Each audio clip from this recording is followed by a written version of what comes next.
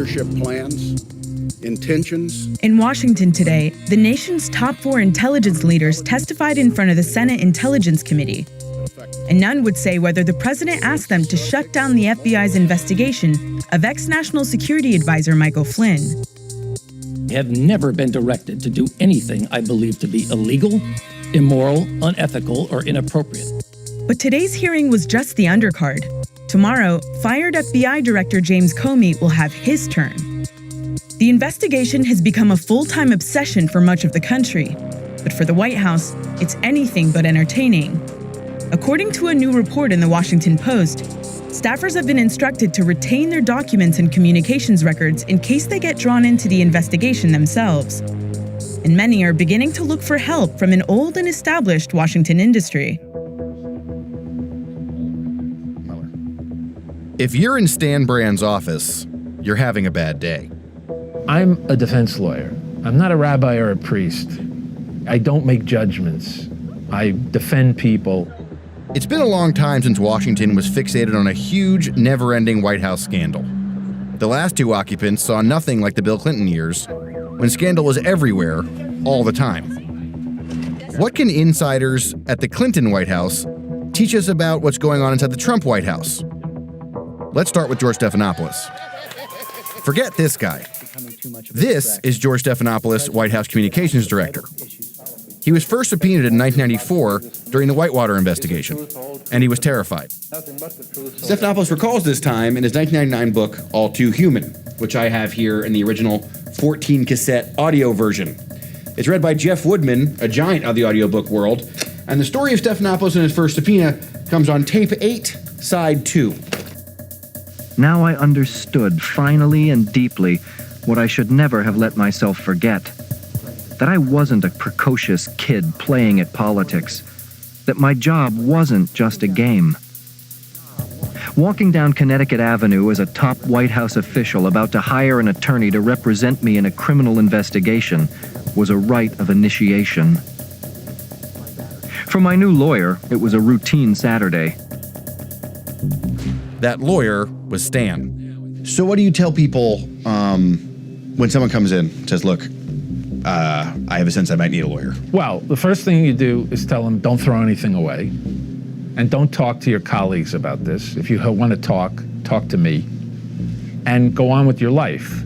Now, within usually the first bit of time of talking to someone, you can assess pretty much whether you think they have any real exposure. And if they don't, you can tell them that I think if you don't do anything stupid, like throw things away or obstruct justice, you'll probably be okay. John Lenzner is a former federal prosecutor who now defends people under federal investigation. He explained how a White House investigation can wrap up literally everyone. So there may be a lower level or mid-level staffer who works for a senior official that is under investigation. Those individuals who work for him may want to hire their own counsel because they may have been privy to conversations or meetings that investigators are going to want to ask them about. Stephanopoulos was never charged with anything related to Whitewater, but he was served with at least 4 subpoenas. He had testified before a grand jury a couple times and before Congress too. Whitewater began with scrutiny of a single real estate deal in Arkansas, but it ballooned into a 4-year investigation that ended with Bill Clinton impeached for lying to investigators. His political career survived. His administration survived. Stephanopoulos survived too. But his story teaches us this. When you're a big deal at the White House, close to the president, lawyering up is part of the job. But it can be part of the job for people who are a much smaller deal too. I think I was 26, and I was working for Leon Panetta, who was the White House Chief of Staff at the time. And Monica Lewinsky was my intern. Needless to say, Jen Palmieri eventually found herself having to lawyer up too. So I was pretty young, I was pretty freaked out, and some of my older colleagues there told me, we should probably really hook you up with a lawyer. And I was like, what? I don't, and I thought that's ridiculous. And then I heard from the FBI, and I thought, oh. Jen hired a lawyer. She had to pay for her own legal fees, which totaled a few $1,000s. That's her money. And low-level staffers at the White House don't make that much. And she got off easy. Stan told us Stephanopoulos' legal bills totaled between $100,000 and $150,000 in mid-1990s money. Other people who worked for Clinton had to pay even more. The Clintons had to go to fundraisers to fundraise for their staff to pay for legal fees. She too was never charged with anything. Her political career didn't suffer either. She went on to run communications in the Obama White House and the Hillary Clinton campaign. But the Clinton White House operated like this, with investigators snooping around for years.